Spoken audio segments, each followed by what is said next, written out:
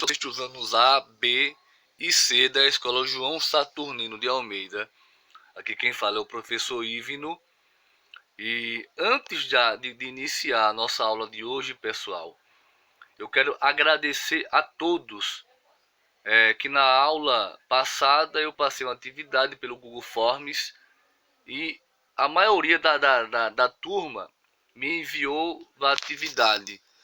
Eu agradeço de coração, pessoal, pelo empenho de vocês. Sei que o momento é complicado.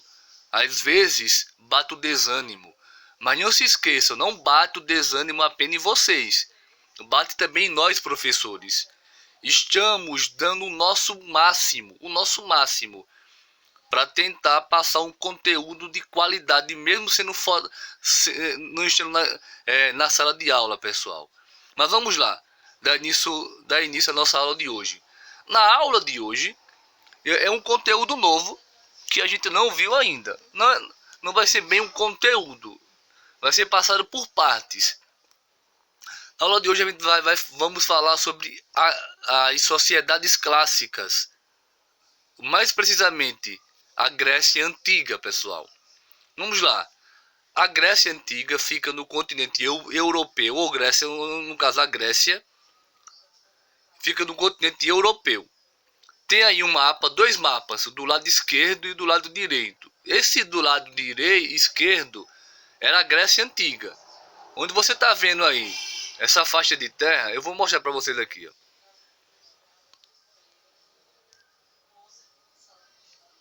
Aqui, ó, isso aqui tudo era a Grécia. Aqui, ó, isso aqui tudo era a Grécia Antiga, pessoal. Tudo isso aqui era a Grécia Antiga, tudo. Já essa outra parte aqui, ó, é a Grécia atual. Resumindo, da Grécia Antiga para a Grécia atual, mudou muitas coisas. Principalmente na questão do território, que foi reduzido. Percebe-se que na Grécia Antiga tinha muito mais território.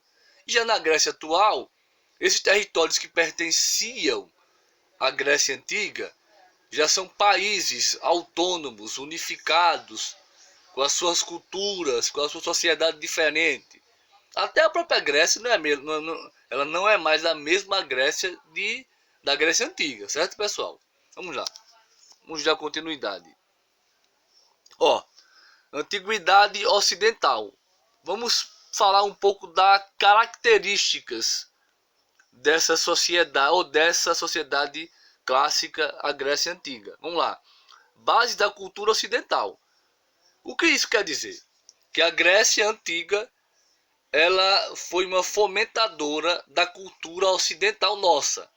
Nós temos por base na nossa cultura atual, na questão da cultura, na questão da cultural, até um pouco da educação, pessoal.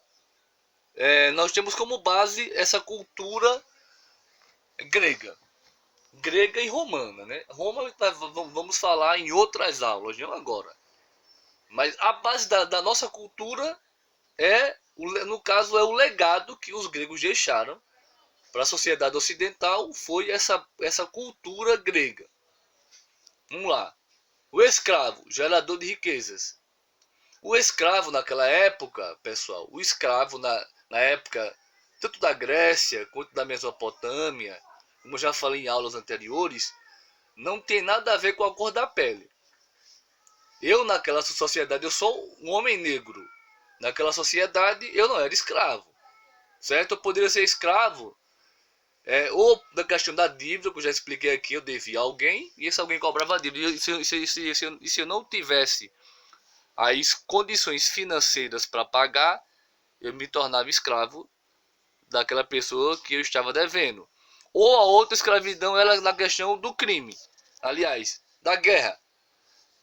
Cidades entram em guerras e eu sou da outra cidade, acabo perdendo. Eles me escravizam, no caso. E a outra forma na Grécia, de ficar escravo é na questão de cometer um crime. Você pode ficar escravo. Então, resumindo, escravidão na Grécia não tem nada a ver com a cor da pele. Ser negro, não tem, isso aí é depois, pessoal, bem depois. Não agora, aqui nesse período. Ó, intensa prática comercial. Eles eram hábeis comerciantes, os gregos, certo? Ó, modo de produção escravista. Tinha como base, pessoal, a base central da economia grega era a questão da escravidão. Era a base dessa economia, certo? E como base central a escravidão. Os escravos trabalhavam lá no campo, eram agricultores, óbvio, não pagavam salários, e quem ganhava eram os senhores, os donos das fazendas, pessoal, certo? Até aqui tudo bem, né? Ok? Vamos lá, dar continuidade. Ó, características gerais. Território acidentado. O que é isso?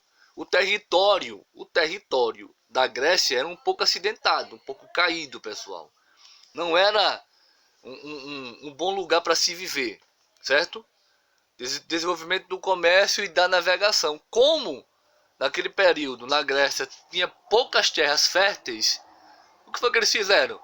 Desenvolveram a navegação, os navios e o comércio, e começaram a vender coisas entre si. Descentralização política. O que é isso?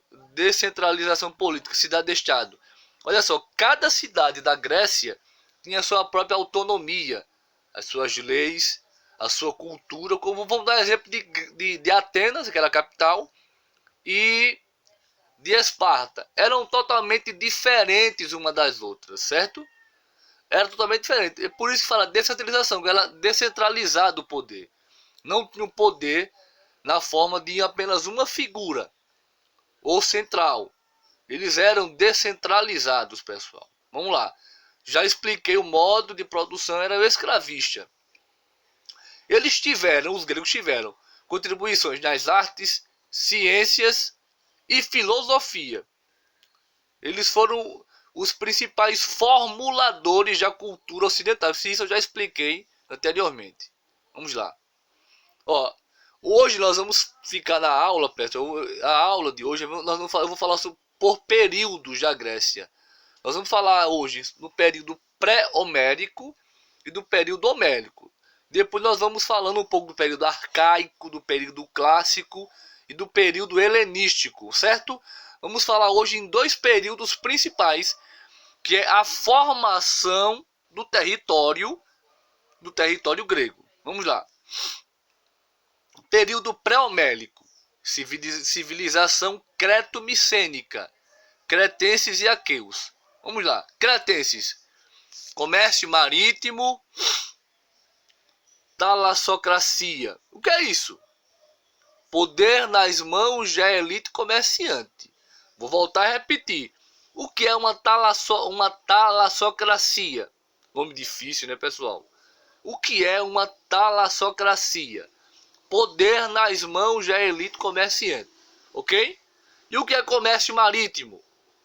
Alguém sabe? Vamos lá, vamos explicar então o que é o comércio marítimo, pessoal. Nada mais é que o comércio que você se vai ao mar para vender alguma coisa para outra cidade, outra nação, através de barcos, de embarcações, certo? Escrita silábica, linear A e linear B. Destaque para as mulheres. Nesse período aqui, as mulheres tinham um destaque muito grande, certo? Os micênicos, Grécia continental, aqueus, conquistaram os cretenses, porém assimilaram alguns dos valores culturais dos cretenses. Esse é o período homérico, o período, aliás, pré-homérico. Agora vamos falar um pouco sobre do período. Aliás, vamos ainda continuar aqui um pouquinho no período homérico, pessoal. Pré-homérico, vamos lá. Instalação dos vários povos que formaram a civilização grega. Quando vocês percebem aqui, ó, para me explicar melhor aqui, ó, eu falei que os gregos se voltaram para o mar, não foi isso? Aqui, ó, tá vendo aqui, ó, e voltaram para o mar, principalmente para o mar Egeu. Aqui está Creta, aqui, ó, Creta, a ilha de Creta. Eles se voltaram para o mar, pessoal, e conseguiram formar nessas viagens ir para outros lugares e acabaram formando outras cidades. Eles voltavam para o continente grego, para as suas cidades gregas, ou Atenas ou Esparta, ou outra cidade importante como Corinto e outras cidades que têm várias, inúmeras cidades gregas importantes. Eles voltavam, mas eles acabaram formando outras civilizações, outras cidades-estados por aí. O povoamento da Grécia. Essas setinhas dizem que eles viajaram através do mar para povoar outros territórios. O povoamento da Grécia foi povoado por alguns povos. Primeiro os aqueus, conhecidos como os micenas. Os jônios formaram a cidade de Atenas. Os eólios formaram a cidade de Tessália. E os dórios, que eram os guerreiros, formaram Esparta. Tá aqui, primeira diáspora. O que é diáspora? Dispersão, saída da sua terra. Devido à conquista dos dórios, ilha do Mar Egeu e Ásia Menor, formação de colônias. E agora, pessoal, nós vamos falar um pouco do período homérico, certo? Poucos registros escritos. Há pouca coisa escrita para falar sobre o período pré-homérico e o período homérico. As únicas coisas escritas foi escrito por um homem chamado Homero, um grego chamado Homero, que muitos estudiosos afirmam que esse homem nem existiu. Já outros acreditam que não há comprovação ainda, comprovação histórica, uma comprovação cabal, certa, que ele existiu. Porém, que existem essas duas obras importantíssimas da cultura grega chamada a Ilíada, que vem do grego Línio, que significa Troia, que é a guerra de Troia. Tratando-se assim da guerra entre gregos e troianos. E existe outra obra muito importante, a Odisseia. Trata do retorno do herói grego Ulisses à sua terra natal, depois da guerra de Troia. Essas duas obras, elas falam basicamente na questão, pessoal, da cultura grega, do povo grego, de como se formou o povo grego. Existem filmes, 2 filmes falando da Odisseia, da Guerra de Troia, filmes importantíssimos. Quem puder assistir, quiser assistir, para ter um conhecimento melhor, um pouco melhor sobre esse período, pode assistir, pessoal. O filme é muito bom mesmo, viu? Os 2 filmes, principalmente o da Guerra de Troia, viu? Pode assistir, que é muito bom. Vamos lá. Esse período é a origem das cidades-estados, as transformações sociais. Foi nesse período aqui homérico que se formou as cidades-estados, certo? A comunidade gentílica, os gêneros, ter passado comum, produção coletiva, não havia o estado, líder, geronte, pater, não havia estratificação social, a desagregação da comunidade gentílica, devido ao aumento populacional e à divisão desigual das terras entre os parentes mais próximos do pater. Observa-se o aparecimento de uma estratificação e conflitos sociais. Está aqui uma pirâmidezinha do lado, pessoal, que fala que na pirâmide social da Grécia está os eupátridas. O que é isso? Os bem-nascidos, que tinham as melhores terras. Os gorgóis, ou gergóis, pequenos agricultores, piores terras. E os tetas, os marginalizados, sem terras. Aí vem também os escravos e tudo mais. Eles praticamente não tinham terra, trabalhavam para os outros, para os eupátridas. E aqui está, pessoal, na questão da formação da monarquia e da cidade-estado. Aqui tem a Dêmica, a cidade-estado, aí tem as tribos, e dessas gêneros, fátria, aí onde surgiram as primeiras cidades gregas, pessoal, certo?